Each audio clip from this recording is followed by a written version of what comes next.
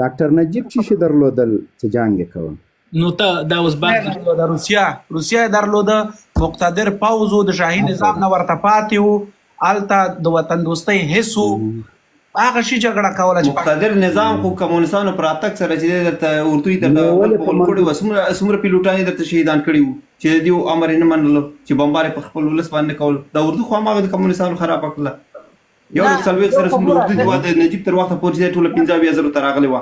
نه انجینر صاحب دا بحث هغه که نه کو مثلا ډېر اخلاقي، یعنې دا ومنئ چې هغه اردو چې کله ګوره دا پاکستان جمع امریکا جمع دا ټول غرب کله چې په ننګرهار یې حمله کوله ولې یې نه شوه نیولی ننګرهار؟ ولې یې ونه شوه نیولی؟ ګوره حکمتیار صاحب په ننګرهار کې ویل که نه چې دا زموږ ناکامي وه، په دې معنا چې هلته هېڅ و د موږ ځوان یو، موږ مطالعه نه لرو، ته ډېره پوهه او علمیت لرې. تا نه زه پوښتنه کوم، حکمتیار مسعود رباني او دغه ټول تللي وو پاکستان زمانه پوښتنه کې زه تا ته وایم چې ته داسې یو ته راځې خبره بیا ډاکټر صاحب نجیب ته راوړې. زه تا ته وایم چې دا شروع د ډاکټر نجیب څخه مخکې شوې ده. ملي اردو چې کومه وه د ظاهر شاه نه چې پاتې وه د ډاکټر نجیب پورې چې کومه را رسېدلې وه، په دغه اردو کې چې دی اول له هر چا مخکې چې دی داود خان پکې اصلاحات راوستل، د خپلې خوښې خلک چې دی پکې مقرر کړل. د هغې نه وروسته چې کله پر هغې باندې کودتا وشول کمونستانو پرې وکړله، کمونستانو په خپله چې دی د هغه افغاني ځوانان، هغه افغان ځوانان چې هغه ملي روحیه یې لرله، په ټول دود کلتور برابر په اسلامیت برابر چې د هغې د کودتا په مقابل کې چې ودرېدل هغه ټول شهیدان کړل. دا کار خو مجاهدینو ونه کړ کنه، دا کار خو مجاهدینو ونه کړ، دا کار خو کمونستانو وکړ. ته معلوم ده تاسو د مجاهدین دا په هرات کې شمشیر خان چې کوم قیام وکړ، د هرات قیام چې وشو هغه خو عساکر پکې هم برخه اخیستې وه، د دولت عساکرو پکې برخه اخیستې وه. په کوم چې په بالاحصار کې چې کوم قیام وشو هغه د همدغې ملي اردو ځواکونو کړی، کمانډو کړی کنه، بل چا خو نه و کړی کنه. غوږ ونیسه، داسې د قضاوت به ولس کې زه ته به نه غږېږو. ولس ته معلوم دی چې دې خاوره کې چا خیانت کړی او چا معلوم ده کنه چې هر څوک ملامت یې هغې ته ملامت وایي. قرآن او سنت ته رجوع کړی وه چې غټه غلامي خبره کوه، ځواک سه پي ټي ایم یوه ورځ پاتې ده. خو زه په دې مورد باندې غږېدلو تاسو بحث چېرته ویوړ درته، ځکه خو وایم چې زه اکثر وخت بحثونو ته ځم، زه پکې هغه موضوع ګورم چې زه پکې صلاحیت د خبرو لرم. بیا موضوع ګورې ته پي ټي ایم نه تا خواځې پي ټي ایم دا شرط خو نه منل کېږي، دا خو سبا ورځ پاتې ده. 2.5 لکه فوز هم چیرې ده، 2.5 لکه فوز. ګوره زه په پی ټي ایم غږېدم، تا خبر امریکایانو ملاومت ته بوتله. اوس خو راځه چې په همدې وغږېږو که نه، په همدې غږېږو. دغه فرض مهمي هغه تر کوم ترکیب کې چې مې پوښتنه وکړله، زه غواړم په مغه زه وغږېږم ځواب ورته ورکړم. زه درته نه هغه پوښتنه ما نه سوې ده، تا نه ده سوې.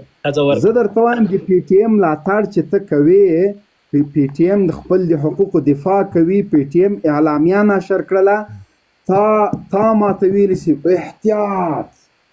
احتیاط ما احتیاط کړی ده. نن زه درنه پوښتنه کوم 2.5 لکه فوز دې څه سو، قیام دې څه سو، په هغه کې دغه چې راغلي په پرېکړه لیک کې چې هغه به خلاصېږي، دروازې به خلاصېږي، صحیح ده. 2.5 لکه فوز به جوړېږي، ټي ټي پي به هم له دې جنه ځي، فوج به هم له دې جنه ځي. څومره فوج لاړه، څومره ټي ټي پي لاړه، او سبا ته څه کوې؟ سبا څه کوې؟ اوس ځواب درکړم. لکه څرنګه چې مې مخکې درته ویلې چې په د کوز وطن په خلکو، په ولسونو، په حالاتو باندې سړی غږېږي، باید حد اقل لومړی ځان د هغو په هغه اوضاع کې ځان قرار کړي چې آیا په واقعیت کې زما سره دغه ډول الفاظ ایجابېږي چې زه یې ووایم او که نه. یو لنډ مثال به درته درکړم. راځئ دغه حالات فکر وکړه چې د کوز وطن نه د دې بر وطن په مسله به په دغه حالت کې لږ پرې وغږېږو.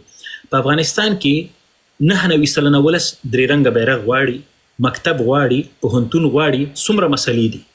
ولس 40 میلیونه ده، پرېږده 2.5 لکه د کوز وطن پیغورونه موږ یو بل ته باید ورنکړو. بر وطن کې 40 میلیونه ولس پروت دی، ولې د ملا صاحب هیبت الله اخوند په وړاندې غږ نشي پورته کولی؟ نه اټوم لري، نه وروره بم لري، هېڅ هم نه لري، یوازې طالبان دي. ولې دا ولس پورته کېدلی نشي د خپلو حقوقو دپاره؟ جنرال صاحب ورکړه ځواب.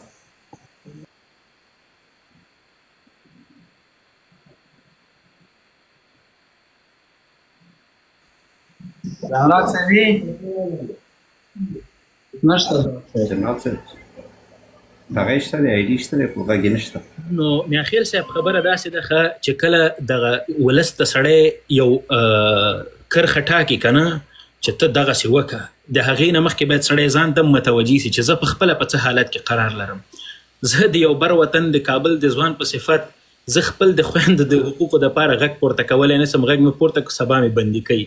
زه په همدا اوس په بر وطن کې د خپل د بیرغ غوښتنه نسم کولی. زه په خپل په بر وطن کې د خپل د یو ځوان پوښتنه نسم کولی.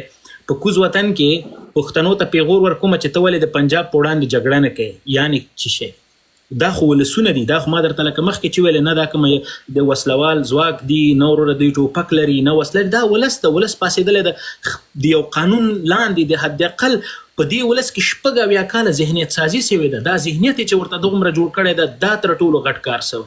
یو داسې چې سړی غواړي بنیادي د دغه خلکو په هغه ستونزو وغږېږي او په حل لار وي، او یو دا چې سړی یو بل ته پیغور ورکوي. په پیغورونو خو والله که سره اوسي که دا اوس په پیغور اوسي د اسلامي امارت شروع نه تر پایه ټول پیغور ده، خو زه پیغور نه ورته ورکوم، زه غواړم ورسره وغږېږم.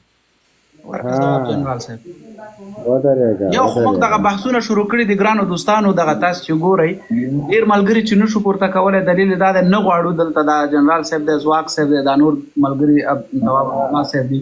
زه ډېر ملګري نه پېژنم، نه غواړم خدای ناخواسته دوی خفه کړي موږ نه. نو دا بحث به د دوی ترمنځ روان وي ورو ورو چې کله زموږ تجربه ډېرېږي به تاسې نظر ورکوئ. نو دا هم در سره فالو کړئ، دا جنرال صاحب او ځواک صاحب هم فالو کړئ، ما فالو کړئ، زه مهم مدوي بحثونه کړي. مهرباني جنرال صاحب. ځواک صاحب محترم، ته چې اوس د ښځو د حقوقو د مکاتبو خبره کوې صحیح ده او تعلیم تا ته دومره ارزښت لري، واقعا جمهوریت ته تعلیم ارزښت درلوده؟ اوس که ته غواړې په ما باندې د جمهوریت دفاع وکړې ټولو لومړی منتقد جمهوریت د ولسمشر کرزي دی.